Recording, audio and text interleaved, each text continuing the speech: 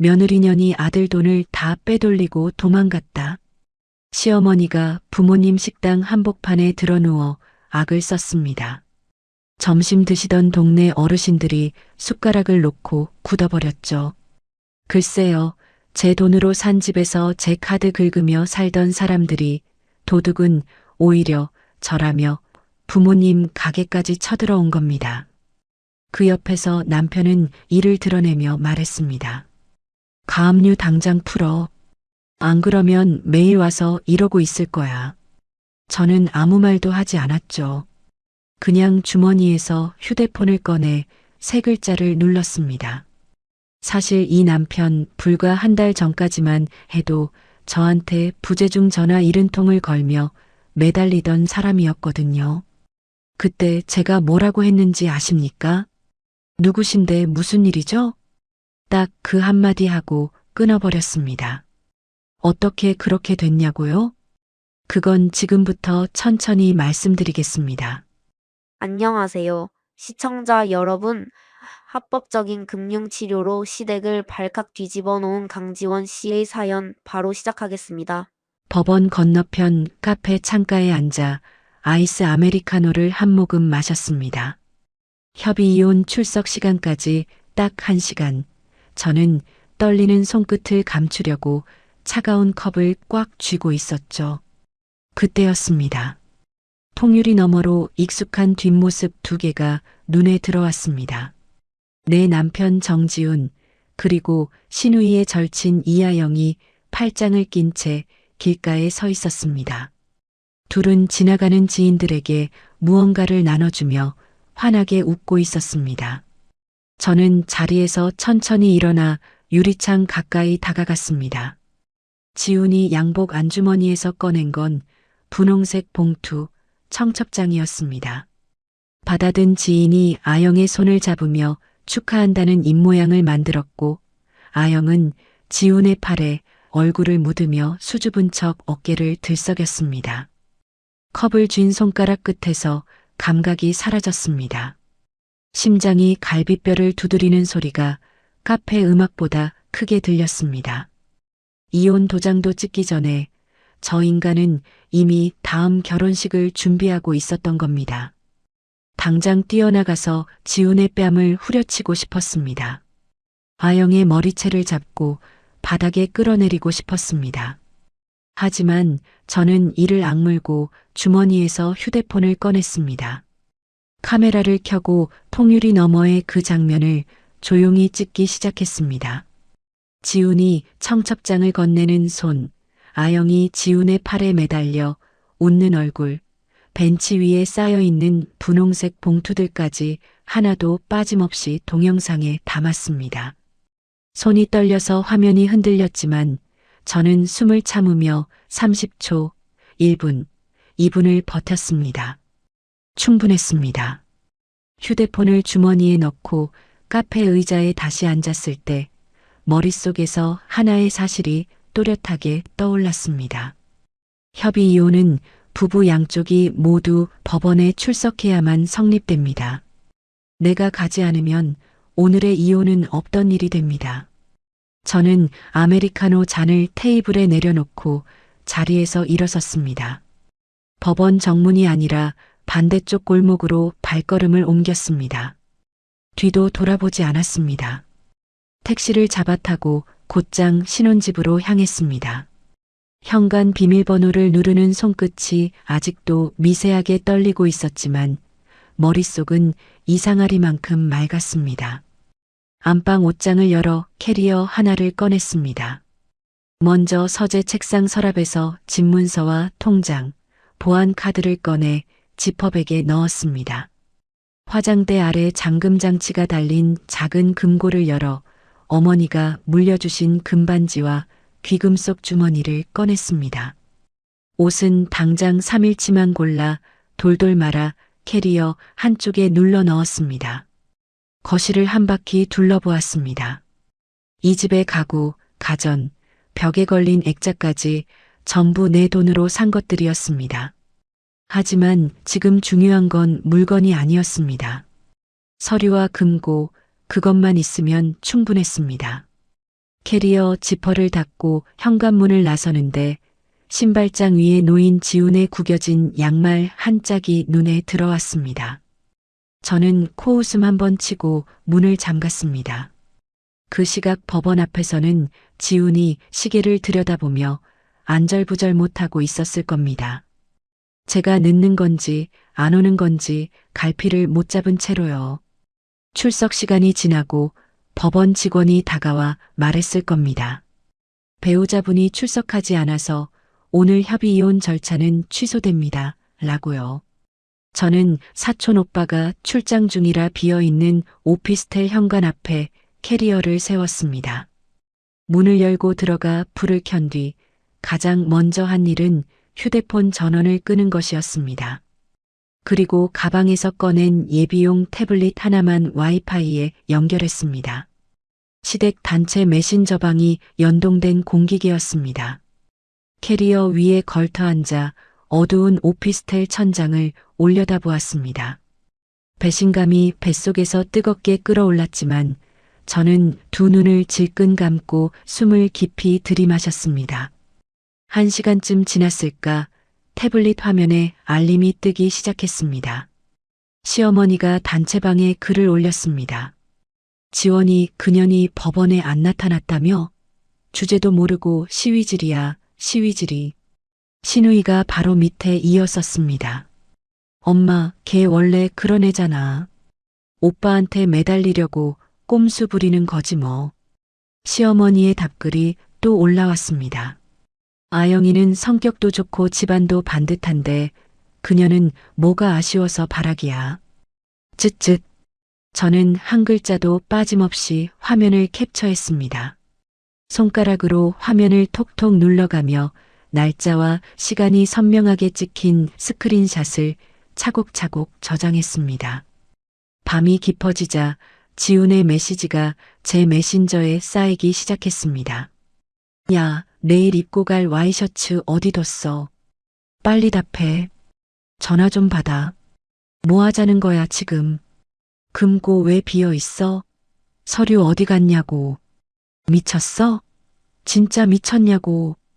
저는 태블릿 화면을 내려다보며 입꼬리를 천천히 올렸습니다. 아직 시작도 안 했는데 벌써부터 이렇게 허둥대는 꼴이라니요. 알림음을 무음으로 바꾸고 태블릿을 탁자 위에 엎어 놓았습니다. 내일 아침 지훈이 맞이할 현실은 와이셔츠 한 장 없는 것보다 훨씬 더 참담할 겁니다. 저는 캐리어에서 이불을 꺼내 소파에 펼치며 조용히 눈을 감았습니다. 다음 날 아침 저는 오피스텔 소파에서 눈을 떴습니다. 낯선 천장이 먼저 보였고 어젯밤 일이 꿈이 아니었다는 걸 다시 한번 확인했습니다. 태블릿을 집어들어 메신저를 열었습니다. 새벽 2시까지 이어진 지훈의 문자가 20통 넘게 쌓여 있었습니다. 야, 진짜 마지막으로 말한다. 전화 안 받으면 나 친정으로 간다. 다림이 어딨냐고. 내일 중요한 미팅인데. 하여간 꼴도 보기 싫어. 빨리 이혼이나 해. 저는 문자 하나하나를 스크린샷으로 저장한 뒤 태블릿을 탁자에 내려놓았습니다. 세수를 하고 커피 한 잔을 내리면서 오늘 해야 할 일들을 머릿속에 하나씩 정리했습니다. 지훈은 지금쯤 구겨진 셔츠를 대충 걸치고 현관문을 나서고 있을 겁니다. 결혼 3년 동안 아침밥도 다림질도 출근 준비도 전부 제가 해줬으니까요. 저 없는 아침이 얼마나 엉망인지 아마 지금쯤 짜증이 머리끝까지 차올랐겠죠. 하지만 진짜 문제는 아침밥이 아닙니다. 저는 휴대폰 전원을 잠깐 켜고 카드사 앱에 접속했습니다. 내 명의로 발급한 가족카드, 지훈이 3년 동안 월급인 줄 착각하며 긁어대던 그 카드의 상태를 분실 정지로 바꿨습니다. 손가락 한번 누르는데 3초도 안 걸렸습니다. 지훈의 월급은 매달 통째로 제 통장에 자동이체되고 있었습니다. 결혼 초에 지훈이 먼저 제안한 구조였죠. 너가 돈 관리 잘하니까 월급 다 맡길게. 대신 카드 하나만 넉넉하게 써. 그 말을 곧이곧대로 지킨 건 저였고 덕분에 지훈의 통장 잔고는 늘 영원에 가까웠습니다. 대출이자, 관리비, 보험료, 통신비까지 전부 제 통장에서 나갔고 지훈은 가족 카드 한 장으로 주유하고 점심 먹고 커피를 사 마셨습니다. 지훈 주머니에 현금이라곤 한 푼도 없다는 걸 저는 누구보다 잘 알고 있었습니다. 은행 앱을 열어 지훈 통장으로 들어가던 자동이체를 모두 해제했습니다. 이어서 지훈 명의의 마이너스 통장 대출 연장에 동의했던 배우자 서명을 철회했습니다. 한도가 막히면 지훈은 단돈 10,000원도 꺼내 쓸 수 없게 됩니다. 마지막으로 자동차 보험 앱을 열었습니다. 내 명의로 들어있던 지훈 차량의 보험을 즉각 해지했습니다. 커피를 한 모금 마시며 시계를 봤습니다. 오전 8시 40분 지훈이 출근길에 주유소에 들를 시간이었죠. 그 시각 지훈은 평소처럼 회사 근처 주유소에 차를 세우고 카드를 내밀었을 겁니다. 주유소 직원이 단말기를 찍고 고개를 갸우뚱하며 말했을 겁니다. 손님, 이 카드 분실 정지 상태인데요. 지훈이 카드를 빼뜩 가져가며 소리쳤을 겁니다. 뭔 소리야, 어제까지 잘 됐는데. 다시 한번 찍어봐. 2번 찍었는데 안 됩니다, 손님. 다른 카드 있으세요? 지훈이 지갑을 뒤졌을 겁니다. 신용카드 1장, 체크카드 1장, 전부 제 명의였으니까요. 현금은 당연히 없었을 겁니다. 그 시각 아영은 강남 어딘가의 드레스숍에서 웨딩드레스 가봉을 마치고 있었겠죠. 아영이 지훈에게 메시지를 보냈을 겁니다. 오빠, 드레스 최종 결제해야 해. 350만 원이야. 링크 보낼게. 지훈이 급하게 자기 통장 앱을 열어봤을 겁니다. 마이너스 한도 소진, 출금 불가. 이체 내역을 눌러봤을 겁니다. 자동이체 해제, 잔액 영원. 지훈의 얼굴에서 핏기가 빠졌을 겁니다. 차를 몰고 출근이라도 하려 했겠지만 보험 해지 알림 문자를 확인한 순간 운전대에서 손을 뗄 수밖에 없었을 겁니다. 무보험 상태에서 사고가 나면 전부 자기 돈이니까요. 지훈은 결국 주유소에 차를 세워두고 택시를 잡아야 했을 겁니다. 택시비조차 동료에게 빌려야 했을지도 모르죠. 저는 오피스텔 소파에 기대 앉아 통신사 앱을 열었습니다. 신혼집 인터넷 해지 신청 완료. 한전 앱에서 전기 일시 정지 완료. 도시가스와 수도도 명의자 직권으로 서비스 정지를 넣었습니다. 전부 제 이름으로 된 것들이었으니까요. 돈줄이 막힌 지훈이 아영에게 드레스 결제를 미루자고 했을 겁니다. 아영이 목소리를 높이며 전화했을 겁니다. 오빠, 이번 주말 촬영인데 무슨 소리야? 350만 원도 없어? 잠깐 카드가 좀 문제가 생겨서 그래. 며칠만 기다려. 며칠이 어딨어. 예약금 날리면 오빠가 책임질 거야? 아영은 전화를 끊자마자 시어머니에게 연락했을 겁니다. 목소리를 한껏 가녀리게 만들어서요. 어머니, 지훈 오빠가 요즘 좀 바쁜가 봐요. 혹시 예단 준비는 어떻게 되고 있는지. 시어머니가 입맛을 다셨을 겁니다. 결혼도 하기 전에 돈 타령부터 하는 아영이 눈에 거슬렸겠지만 아들의 새 결혼이 깨질까봐 적금 통장을 깨서 급한 불을 껐을 겁니다. 오후가 되자 태블릿에 새로운 알림이 떴습니다. 지훈이 회사 점심시간에 보낸 메시지였습니다. 야, 카드 왜 안 돼? 지금 장난해? 동기한테 점심값 빌렸잖아. 개창피하게. 보일러도 안 되고 전기도 나가고 집이 왜 이래? 아, 진짜. 전화 좀 받으라고. 메시지 사이사이에 부재중 전화 알림이 끊임없이 쌓였습니다.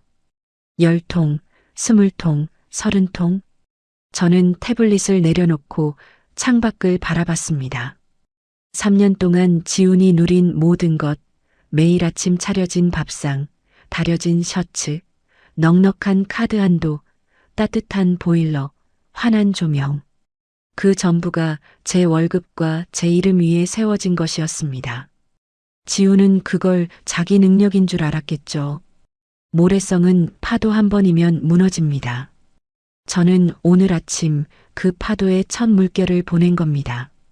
부재중 전화가 40통을 넘어가는 걸 확인하고 저는 태블릿 화면을 꺼버렸습니다. 아직 전화를 받을 때가 아니었습니다. 부재중 전화 70통. 오피스텔 탁자 위에 엎어둔 태블릿 화면이 쉴 새 없이 깜빡였습니다. 저는 일부러 느긋하게 커피를 한 잔 더 내렸습니다. 머그잔을 두 손으로 감싸 쥐고 천천히 한 모금 마신 뒤 태블릿을 들어 알림 목록을 후쳤습니다. 지훈의 마지막 메시지는 5분 전이었습니다. 제발 전화 좀 받아. 나 지금 미칠 것 같아. 제발이라는 단어가 눈에 걸렸습니다. 어젯밤까지 욕설을 퍼붓던 사람 입에서 제발이 나오기까지 꼬박 하루가 걸린 셈이죠. 저는 휴대폰 전원을 켰습니다. 부팅 화면이 뜨자마자 지훈의 전화가 또 걸려왔습니다. 3초 정도 화면을 내려다본 뒤 통화 버튼을 눌렀습니다. 지원아. 지훈의 목소리가 수화기 너머로 터져나왔습니다. 숨을 헐떡이는 소리가 섞여 있었고 그 안에 분노와 초조함이 뒤엉켜 있었습니다. 야, 너 지금 어디야? 카드는 왜 막아놓고 집은 왜 이 모양이야? 전기도 안 들어오고 물도 안 나와. 저는 머그잔을 탁자에 내려놓으며 입을 열었습니다. 아주 천천히 사무적인 목소리로요. 누구신데 무슨 일이죠? 수화기 너머가 2초쯤 조용해졌습니다. 지훈이 숨을 삼키는 소리가 들렸습니다.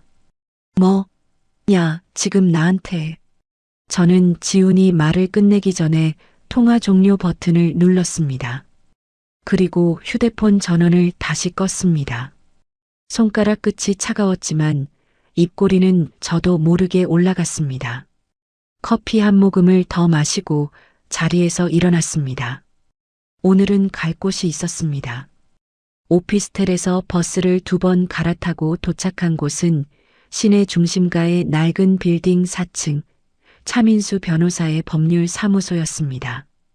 대학교 선배이기도 한 차 변호사는 이혼 소송 쪽에서 일 처리가 깔끔하기로 소문난 사람이었습니다. 사무실 문을 열자 차 변호사가 책상 앞에서 서류를 넘기다 고개를 들었습니다. 지원 씨. 연락받고 기다리고 있었어요. 앉아요. 저는 의자에 앉으며 가방에서 서류 봉투를 꺼냈습니다. 변호사님, 이거 먼저 보세요. 차 변호사가 봉투를 열어 내용물을 하나씩 꺼냈습니다. 카페 통유리 너머로 찍은 동영상을 캡처한 사진들, 지훈과 아영이 청첩장을 돌리는 장면이 선명하게 찍혀 있었습니다.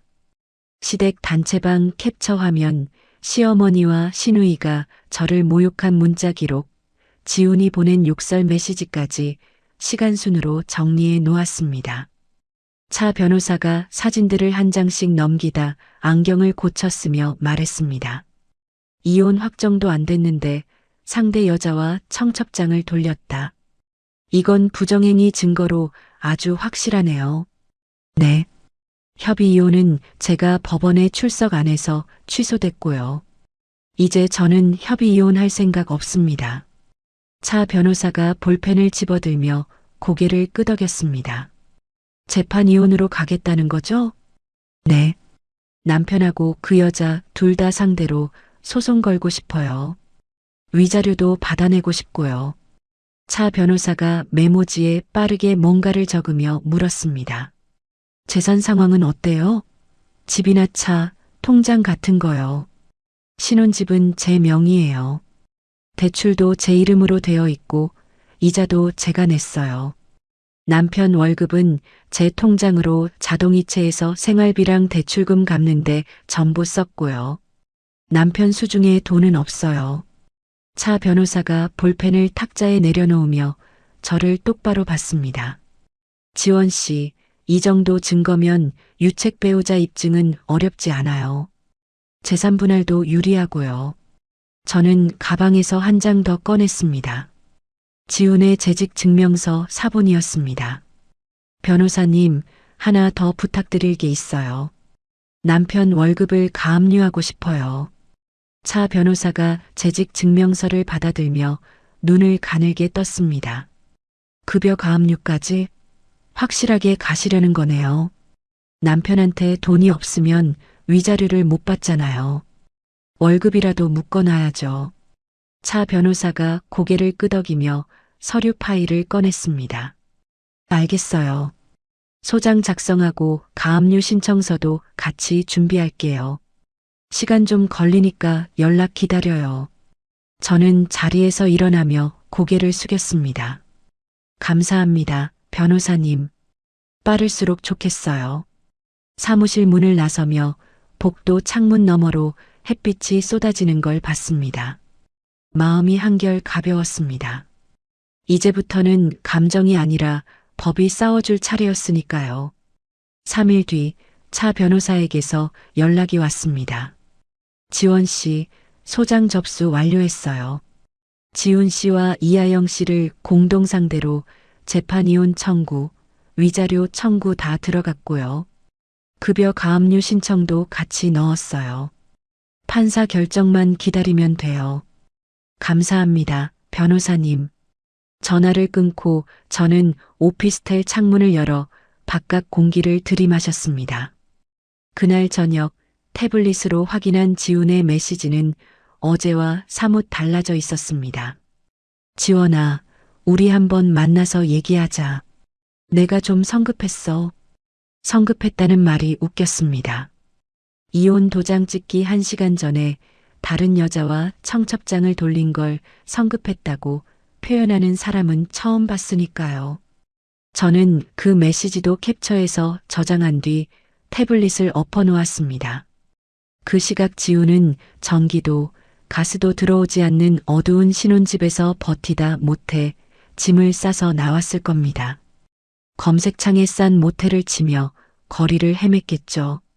지훈이 모텔을 전전하는 동안 법원에서 보낸 소송 안내 등기 우편은 신혼집 문 앞에서 주인을 기다리고 있었습니다. 아무도 문을 열어주지 않은 그 우편물은 결국 사람 없음이라는 사유로 되돌아갔습니다. 1번, 2번, 3번. 차 변호사가 전화로 담담하게 말했습니다. 등기가 3번 반송됐으니까 이제 직장으로 보낼 수 있어요. 직장 특별 송달 신청할게요. 네, 부탁드려요. 저는 전화를 끊고 달력을 봤습니다. 지훈의 월급날이 2주 앞으로 다가와 있었습니다. 소장을 접수한 지 3주가 지났습니다. 저는 오피스텔에서 출근하고 퇴근하는 평범한 일상을 보내고 있었지만 머릿속에서는 달력의 숫자를 하루하루 세고 있었죠. 지훈의 월급날이 사흘 앞으로 다가온 어느 아침, 차 변호사에게서 전화가 왔습니다. 지원 씨, 급여 가압류 결정문이랑 소장이 오늘 지훈 씨 회사로 출발했어요. 오늘이요? 네. 가압류 결정문은 재무팀이랑 인사팀으로, 소장은 지훈 씨 본인 앞으로 직접 배달돼요. 전화를 끊고 저는 창밖을 한참 바라봤습니다. 지훈이 3년 동안 자랑스럽게 다니던 그 대기업 본사 책상 위로 법원 서류가 배달되는 장면이 머릿속에 그려졌습니다. 그날 오전 지훈의 회사 본사 재무팀 책상 위로 법원 직인이 찍힌 서류 봉투가 도착했을 겁니다. 재무팀 직원이 봉투를 뜯고 안에 든 서류를 펼쳤겠죠. 급여 채권 가압류 결정문이라는 제목 아래 배우자의 부정행위로 인한 위자료 청구라는 사유가 적혀 있었을 겁니다. 재무팀 직원이 옆자리 동료에게 서류를 건네며 눈을 동그랗게 떴을 거고 동료도 한번 읽어본 뒤 입을 손으로 가렸겠죠. 회사 규정상 가압류는 바로 처리해야 하니까 재무팀은 지훈의 사본으로 시스템에 가압류 사실을 등록했을 겁니다. 이틀 뒤 점심시간이 끝나고 부서원들이 자리로 돌아올 무렵이었을 겁니다. 지훈의 사무실로 등기 배달원이 들어왔습니다. 정지훈 씨 계세요? 배달원의 목소리에 사무실이 잠깐 조용해졌을 겁니다. 지훈이 자리에서 일어나 손을 들었겠죠. 접니다. 배달원이 서류 봉투를 내밀며 말했을 겁니다. 법원에서 온 특별 송달이요. 여기 수령 확인 사인해 주세요. 사무실 안의 시선이 전부 지훈에게로 쏠렸을 겁니다.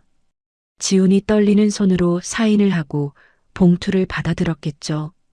봉투 겉면에 가정법원이라는 글자가 선명하게 찍혀 있었을 거고 안에서 꺼낸 소장 첫 장에는 피고 정지훈이라는 이름 옆에 붉은색 접수 도장이 찍혀 있었을 겁니다.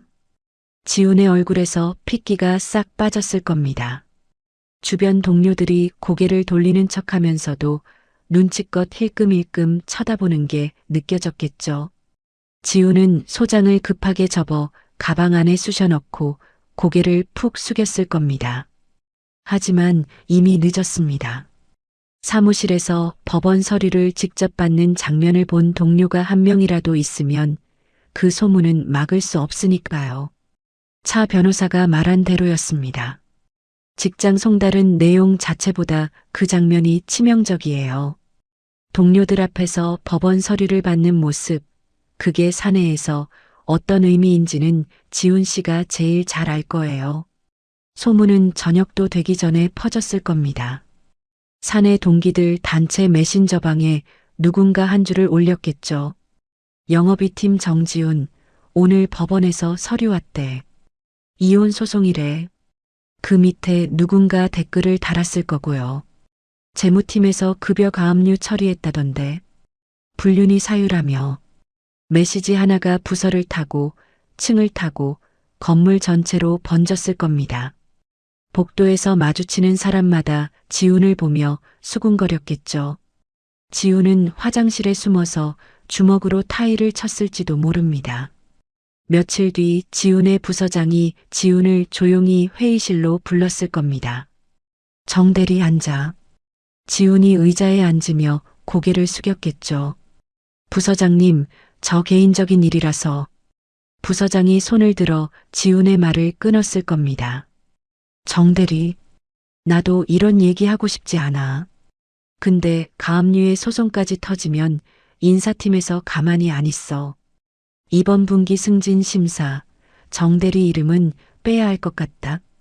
부서장님, 그건 내가 결정한 게 아니야. 위에서 내려온 거야. 이해해. 부서장이 자리에서 일어나며 등을 돌렸고 지훈은 빈 회의실에 혼자 남아 두 손으로 얼굴을 감싸쥐었을 겁니다. 그리고 월급날이 왔습니다. 가압류 결정에 따라 지훈의 월급 절반이 법원 공탁금으로 묶였습니다. 반토막난 월급 명세서를 본 지훈은 책상 앞에서 한참을 멍하니 앉아 있었을 겁니다. 예식장 잔금 날짜는 코앞이었고 드레스 값도 아직 남아 있었습니다. 반으로 쪼개진 월급으로는 자기 모텔비도 빠듯했을 겁니다.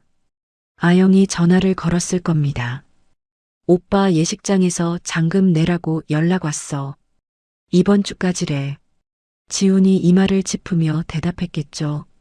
아영아, 나 지금 상황이 좀 안 좋아. 조금만 더 기다려줘. 기다려? 지난번에도 기다려 달랬잖아. 도대체 언제까지야? 진짜 곧 해결할게. 며칠만. 며칠이면 예식장 위약금 나와. 오빠가 낼 거야? 아영의 목소리가 날카롭게 올라갔을 겁니다. 지훈이 아무 말도 못하고 입술만 깨물었겠죠. 그날 밤 모텔 침대에 누운 지훈과 자기 원룸에 있는 아영은 전화기를 사이에 두고 서로 소리를 질렀을 겁니다. 나한테 왜 화를 내? 돈 없는 건 오빠 사정이잖아. 내가 돈이 없고 싶어서 없냐? 지원이 그년이 다 막아놨다고. 그걸 왜 나한테 풀어? 오빠가 해결 못하면 나도 생각이 있어. 서로를 향해 언성을 높이다 아영이 먼저 전화를 끊었을 겁니다. 다음 날도 그 다음 날도 둘 사이에 같은 싸움이 반복됐겠죠. 그리고 어느 날 아침 아영이 마지막 결정을 내렸습니다. 지훈의 전화번호를 차단하고 예식장에 취소 전화를 걸었습니다. 여보세요. 다음 주 예약건 취소할게요. 네, 위약금은 신랑 쪽으로 청구해 주세요. 전화를 끊은 아영은 지훈에게 마지막 문자 한 통을 남겼을 겁니다. 오빠, 나 더는 못 기다려. 잘 살아. 그 문자를 읽고 지훈이 미친 듯이 전화를 걸었겠지만 기계음만 돌아왔을 겁니다. 고객이 전화를 받을 수 없습니다. 다음 날 아침 예식장 사무실에서 홀로 잠금 독촉서를 받아든 지훈은 텅 빈 의자들 사이에 주저앉아 얼굴을 두 손으로 감싸쥐었을 겁니다. 어깨가 들썩이고 목구멍에서 짐승 같은 울음소리가 터져나왔겠죠. 아무도 없는 예식장 상담실에서 지훈의 오열이 벽을 타고 울렸을 겁니다. 차 변호사가 보내온 경과 보고 메시지를 읽으며 저는 오피스텔 소파에 등을 기댔습니다. 헛웃음이 나왔습니다. 동정심 같은 건 눈곱만큼도 들지 않았습니다. 저는 탁자 위에 놓인 다음 소송 서류 봉투를 집어 가방에 넣었습니다. 아영에게 버림받은 지훈의 오열이 있은 지 사흘 뒤였습니다. 퇴근 후 오피스텔에서 늦은 저녁을 먹고 있는데 어머니에게서 전화가 왔습니다. 지원아. 어머니의 목소리가 떨리고 있었습니다. 엄마, 왜 그래요? 무슨 일이에요? 지금 식당에 내 시어머니하고 지훈이가 와서 난리를 치고 있어. 숟가락을 내려놓았습니다. 손바닥에 땀이 차올랐지만 저는 숨을 한번 깊이 들이쉬고 물었습니다. 엄마, 지금 손님 많아요? 점심때부터 온 어르신들이 아직 계시는데 이 사람들이 홀 한가운데서 고함을 지르고 있어. 아버지가 말리고 계신데 안 들어. 엄마, 절대 같이 싸우지 마세요. 저 지금 바로 갈게요. 전화를 끊고 택시를 잡았습니다. 차 안에서 차 변호사에게 문자를 보냈습니다. 변호사님, 시어머니와 남편이 친정식당에 찾아와서 난동을 부리고 있어요. 지금 가는 중입니다. 차 변호사의 답장이 30초 만에 왔습니다. 절대 먼저 손대지 마세요. 녹음기 켜놓고 상황이 심해지면 바로 112 신고하세요. 식당 안에 CCTV 있죠? 네, 있어요. 그 영상 보존해 두세요.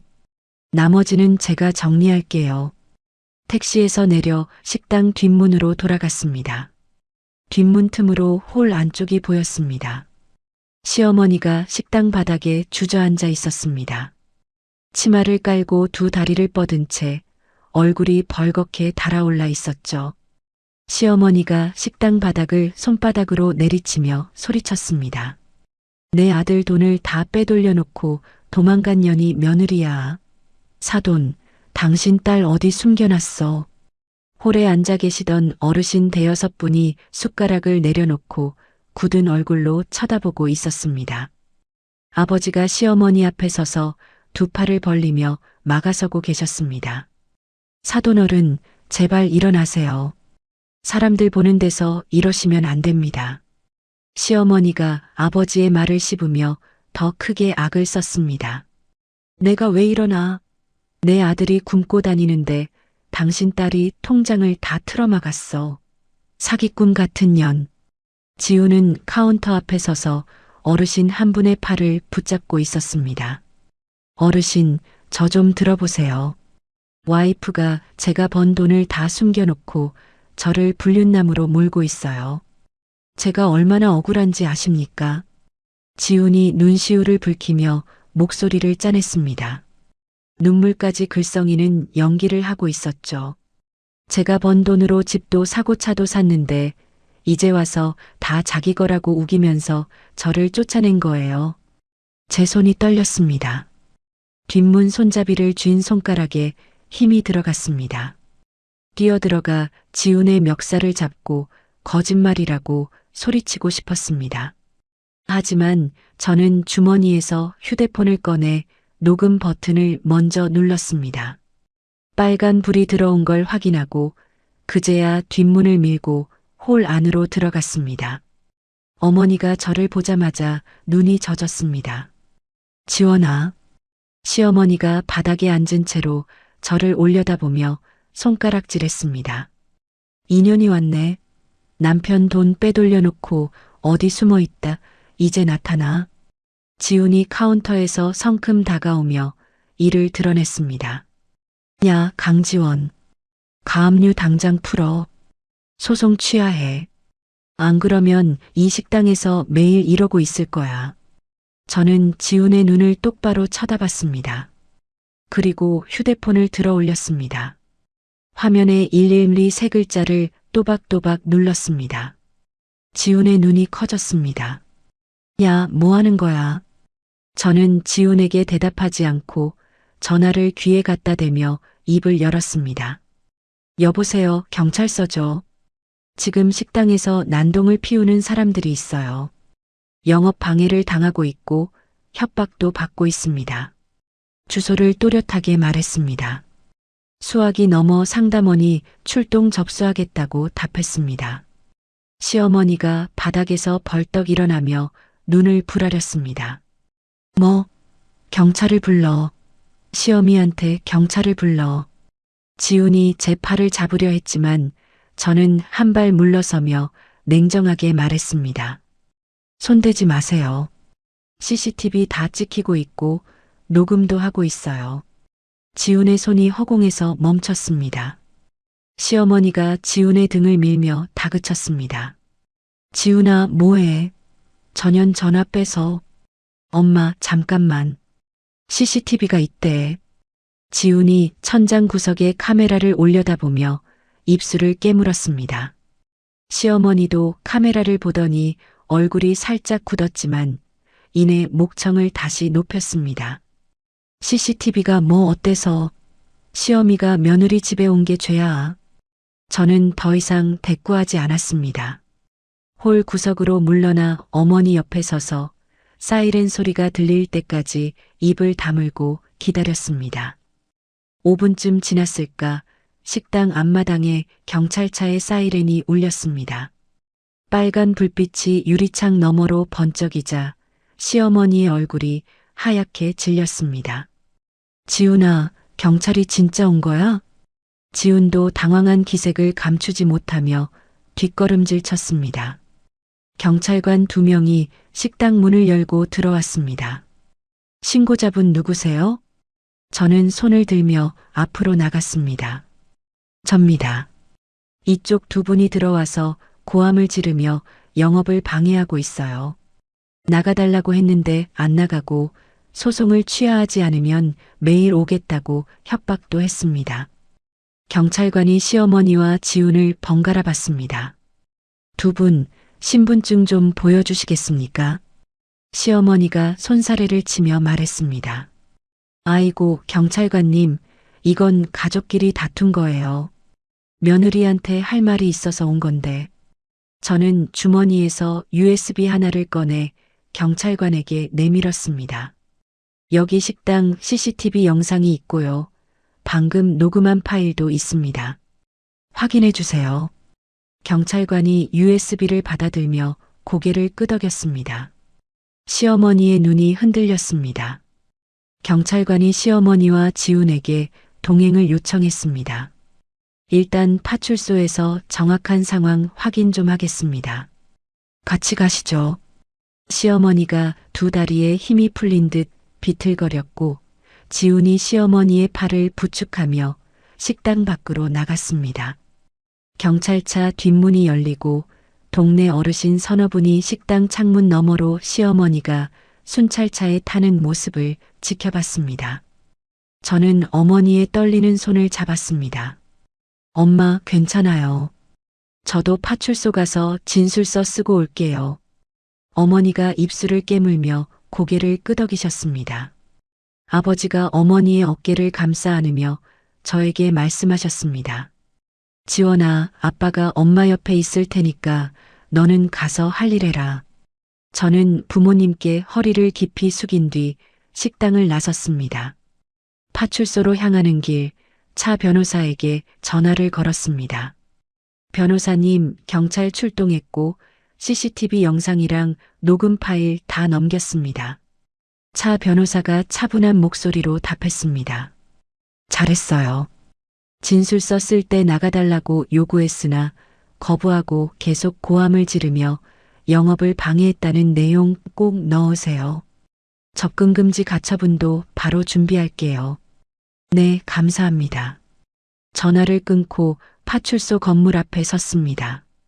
유리문 너머로 시어머니가 의자에 앉아 고개를 푹 숙이고 있는 게 보였습니다.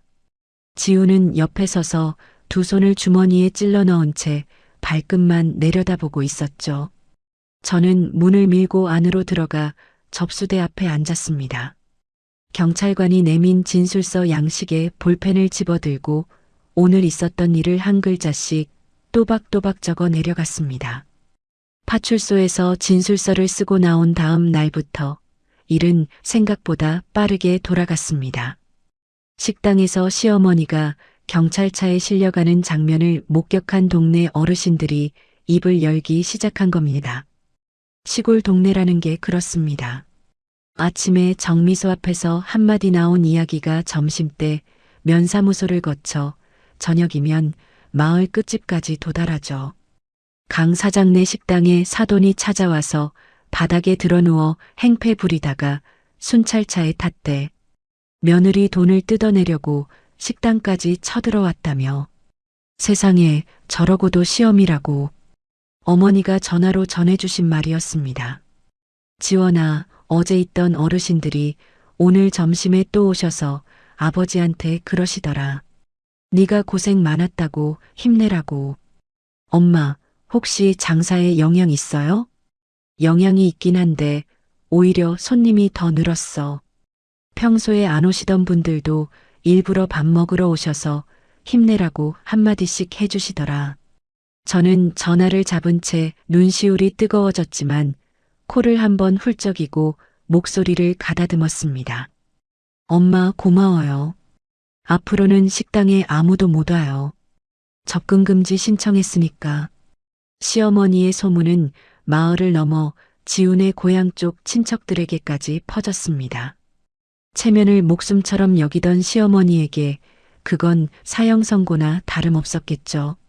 명절마다 큰 집에서 제사를 주관하며 위세를 부리던 시어머니가 며느리네 식당에서 경찰에 끌려갔다는 소문이 친척들 사이에 돌기 시작하자 시어머니에게 안부 전화를 거는 사람이 하나둘 사라졌습니다. 차 변호사에게서 연락이 왔습니다. 지원 씨, 접근금지 가처분 인용됐어요. 지훈 씨와 시어머니 둘 다 지원 씨 가족 반경 100m 이내 접근이 금지됩니다. 감사합니다, 변호사님. 그리고 하나 더 알려드릴 게 있어요. 좀 흥미로운 소식인데요. 차 변호사가 잠깐 말을 끊었다가 이어갔습니다. 이하영 씨 관련해서 다른 피해자 가족 쪽에서 연락이 왔어요. 다른 피해자요? 네. 몇 년 전에 아영 씨한테 수천만 원을 사기당한 가족이 있대요. 이번에 소문 듣고 저한테 직접 연락을 해왔어요. 저는 수화기를 꽉 쥐었습니다. 아영이가 사기꾼이라는 얘기예요? 그 가족 말로는 이하영 씨가 유부남한테 접근해서 돈을 뜯어낸 전력이 한두 번이 아니래요. 이번이 처음이 아닌 거죠. 전화를 끊고 한참을 멍하니 앉아 있었습니다. 지훈이 저를 버리고 선택한 여자가 처음부터 돈만 보고 접근한 전문 사기꾼이었다니요. 기가 막히다 못해 웃음이 나왔습니다. 그 피해자 가족은 소문을 추적해 시어머니의 집까지 찾아갔습니다. 어머니가 며칠 뒤 전화로 동네 소식을 전해주셨습니다. 지원아, 너 시어머니네 집 앞에서 큰일 났대.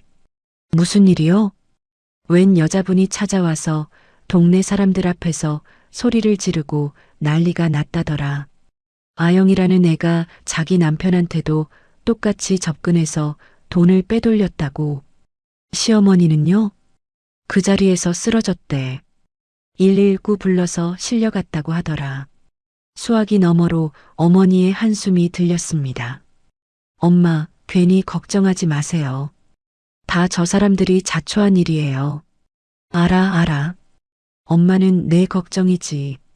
전화를 끊고 태블릿을 열었습니다. 시댁 단체 메신저방에 신우이가 올린 글이 보였습니다. 오빠, 엄마 지금 병원이야. 혈압이 올라서 쓰러지셨어. 아영이 그 여자가 뭔데 우리 집을 이 꼴로 만든 거야. 지훈의 답글은 한참 뒤에 올라왔습니다. 나도 몰랐어. 아영이가 그런 애인 줄 진짜 몰랐다고. 신우이가 바로 받아쳤습니다. 몰랐다고? 내 친구였잖아. 오빠가 내 친구한테 손을 대놓고 몰랐다는 게 말이 돼? 엄마가 이렇게 된 게 다 오빠 때문이야. 지우는 더 이상 답글을 달지 않았습니다. 저는 그 대화 내용도 빠짐없이 캡처해서 증거 폴더에 저장했습니다. 며칠 뒤 차 변호사가 추가 소식을 전해왔습니다. 지훈 씨 회사에서 징계위원회 열렸대요. 무단 결근이 계속되니까 인사팀에서 더 이상 못 참은 거죠. 결과가 어떻게 됐어요? 사실상 권고사직이에요. 스스로 나가라는 거죠. 안 나가면 징계예고로 간다고 통보했다더라고요. 저는 창밖을 바라보며 숨을 한번 내쉬었습니다. 대기업 대리라는 직함이 지훈이 가진 마지막 자존심이었을 텐데 그마저 빼앗긴 겁니다. 돈줄도 끊기고 여자도 도망가고 직장에서도 쫓겨나고 어머니는 병원에 누워있고 지훈이 모텔방에 틀어박혀서 며칠째 밖에 나오지 않고 있다는 소식도 들렸습니다. 이상하게도 가슴이 시원하지는 않았습니다. 그렇다고 불쌍하지도 않았습니다. 그냥 아무 감정이 없었습니다. 마치 뉴스에서 남의 일을 보는 것처럼 저는 담담하게 태블릿을 닫았습니다. 부모님 식당은 오히려 호황을 맞았습니다. 시어머니가 행패를 부리다 경찰에 연행된 이야기가 알려지면서 동네 분들이 밥을 먹으러 오시는 것 자체가 부모님에 대한 응원이 된 거죠. 어머니가 전화로 웃으며 말씀하셨습니다.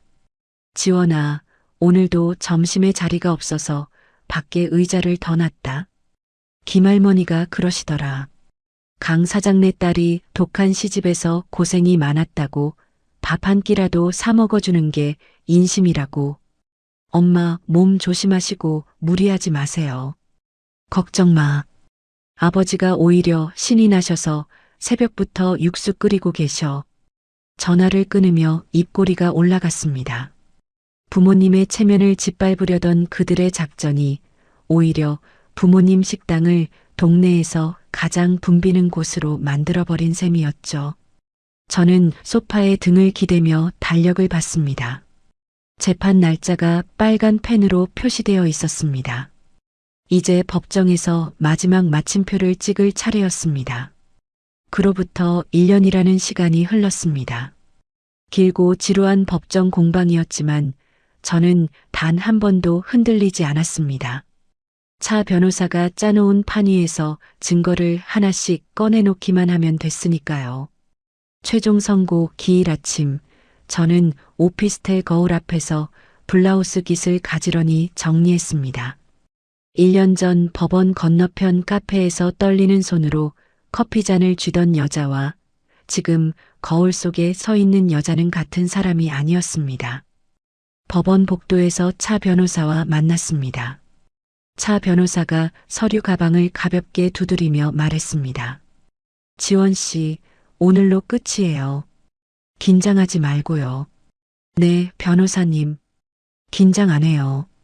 법정 문이 열리고 안으로 들어갔습니다. 피고석에 지훈이 앉아 있었습니다.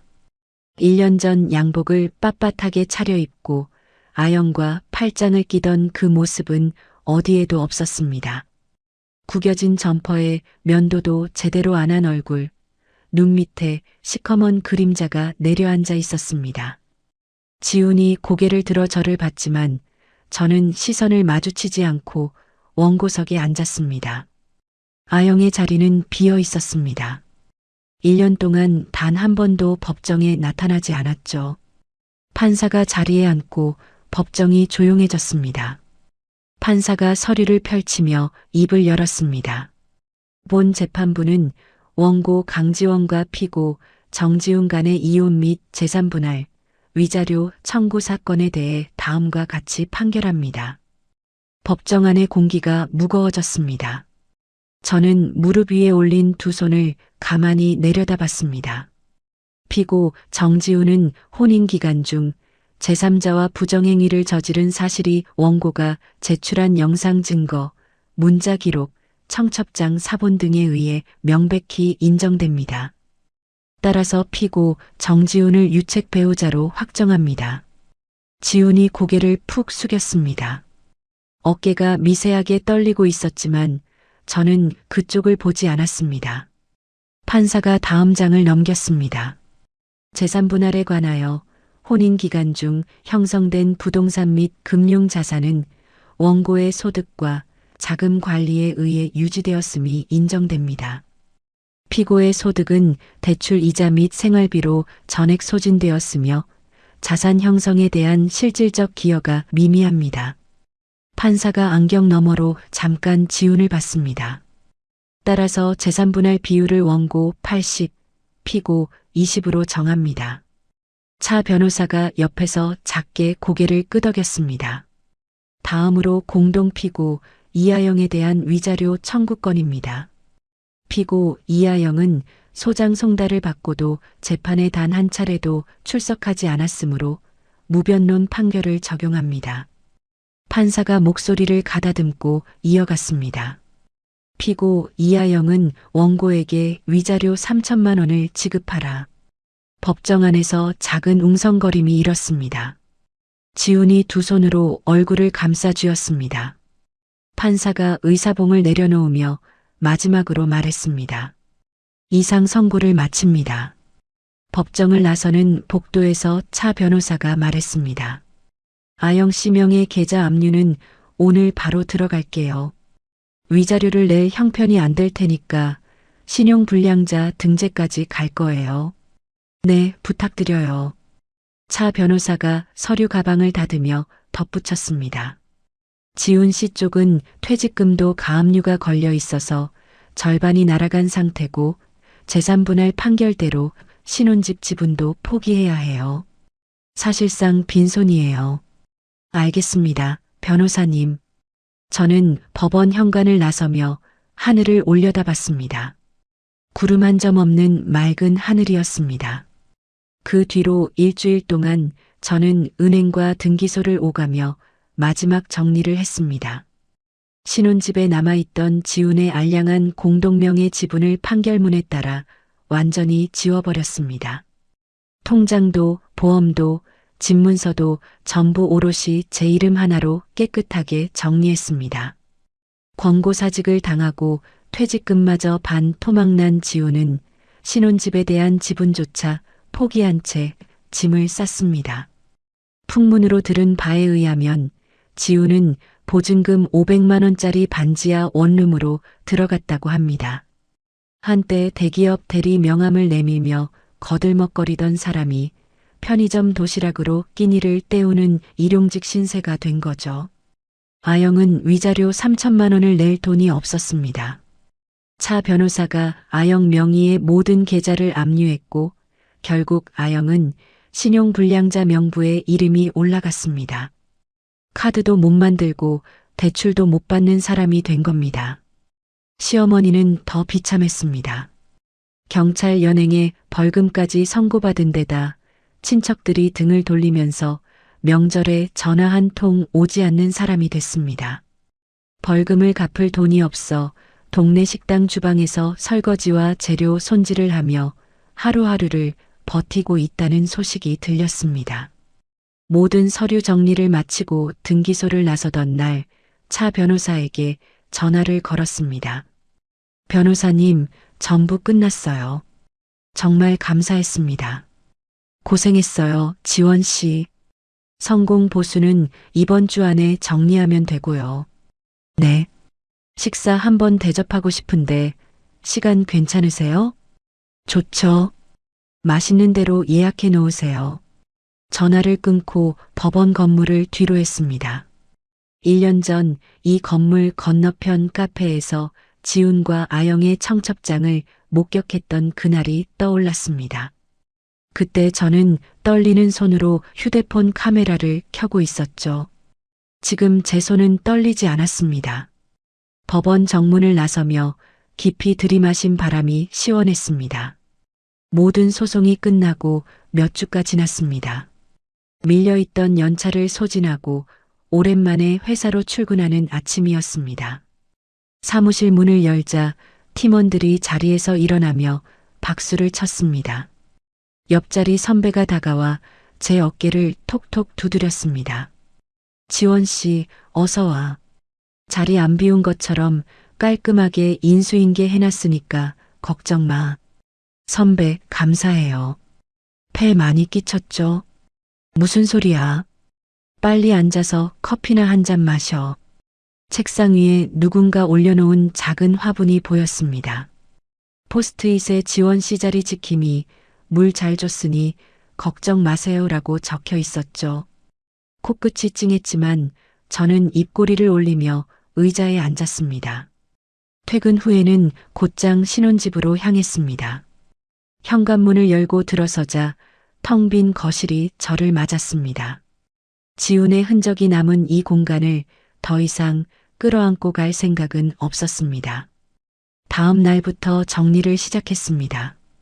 지훈이 쓰던 책상을 해체해서 폐기물 스티커를 붙여 내놓았습니다. 거실 소파도 바꿨습니다. 안방 벽지를 뜯어내고 밝은 색으로 새로 도배했습니다. 주방 식기도 전부 새 것으로 채웠습니다. 2주가 지나자 집안 어디에도 지훈의 흔적은 남아있지 않았습니다. 대신 제가 좋아하는 연한 민트색 커튼이 걸렸고 거실 한쪽에는 작은 책장을 두고 밀려있던 책들을 꽂았습니다. 침대 옆 탁자에는 어머니가 보내주신 말린 꽃 한 다발을 놓았습니다. 온전히 제 취향으로만 채워진 이 공간이 처음으로 진짜 제 집처럼 느껴졌습니다. 주말 저녁 차 변호사와 약속한 식당에서 마주 앉았습니다. 성공 보수 영수증을 건네며 저는 고개를 숙였습니다. 변호사님, 1년 넘게 정말 수고 많으셨습니다.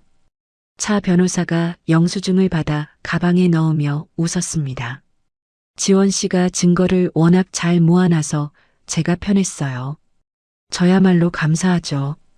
변호사님 아니었으면 중간에 감정적으로 무너져서 실수했을 거예요. 차 변호사가 물잔을 들며 말했습니다. 아니에요. 지원 씨는 처음부터 끝까지 흔들리지 않았어요. 제가 본 의뢰인 중에 가장 단단한 사람이었어요. 과찬이세요. 과찬 아니에요. 아무튼 오늘 맛있게 먹고 깔끔하게 마무리합시다. 저는 웃으며 메뉴판을 펼쳤습니다.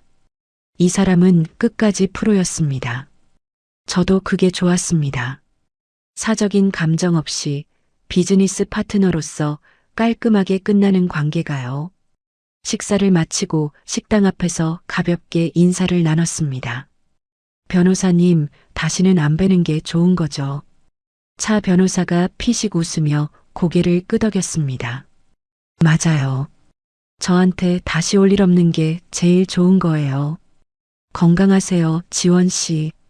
감사합니다, 변호사님. 차 변호사가 돌아서서 걸어가는 뒷모습을 보며 저는 가볍게 허리를 숙이고 반대쪽으로 발걸음을 옮겼습니다. 그 뒤로 일상이 달라졌습니다. 퇴근 후 집에 오면 시댁 눈치를 볼 필요도 지훈의 셔츠를 다릴 필요도 없었습니다. 냉장고에서 재료를 꺼내 오롯이 제 입맛에 맞는 요리를 해 먹었습니다. 주말 아침에는 동네 공원을 뛰며 땀을 흘렸습니다. 결혼 3년 동안 7kg이 빠졌던 몸무게가 서서히 돌아오기 시작했고 거울 속 얼굴에도 핏기가 돌았습니다. 그러던 어느 늦은 밤이었습니다. 거실 소파에 누워 드라마를 보고 있는데 휴대폰 화면에 발신자 표시 제한이라는 글자가 떠올랐습니다. 진동이 손바닥에 전해졌습니다.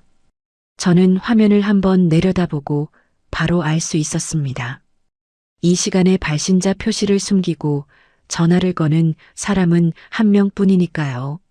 술에 취해 모텔 침대에 누워 구질구질하게 번호를 누르고 있을 지훈의 모습이 선명하게 그려졌습니다. 1초도 망설이지 않았습니다. 수신 거부 버튼을 눌렀습니다.